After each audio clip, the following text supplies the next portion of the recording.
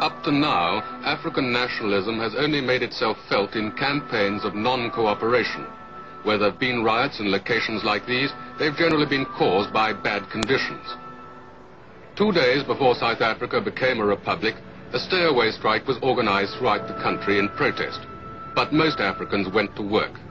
10,000 of them were arrested before the strike began. The army was fully mobilized, and an African knows he can be jailed for 3 years if he dares to strike.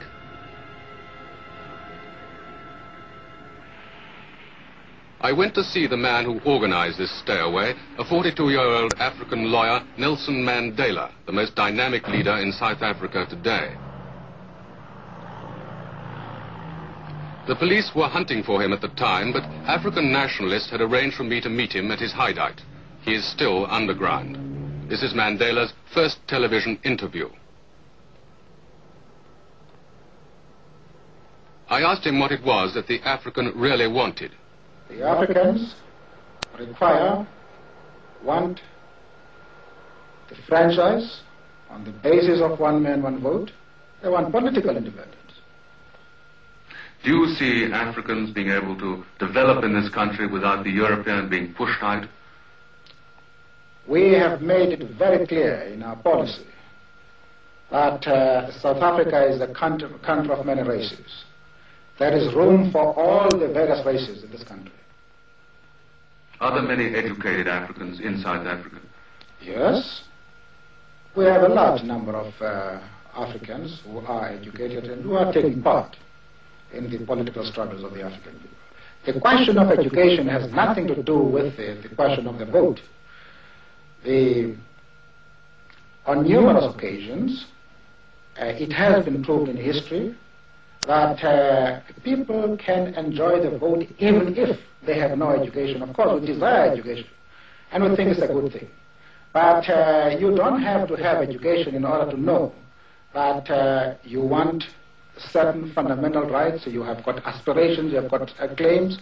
It has nothing to do with education whatsoever. Are you planning any more campaigns of non-cooperation? Yes. The Pietermaritzburg resolution makes provision for campaign of non-cooperation with the government, and we are presently studying plans to implement this aspect of the resolution. Now, if Dr. Verwoerd's government doesn't give you the kind of concessions that you want sometime soon, is there any likelihood of violence? There are many people who feel that the reaction of the government to our stay at home, ordering a general mobilization, arming the white community, arresting 10,000s of Africans, the show of force throughout the country, notwithstanding our clear declaration that this campaign is being run on peaceful and non-violent lines, close the chapter as far as our methods of political struggle are concerned. There are many people who feel that it is useless and futile for us to continue talking peace and non-violence against a government whose reply is only savage attacks on an unarmed and defenseless people. And I think the time has come for us to consider, in the light of our experiences in this stay at home, whether the methods which we have applied so far are adequate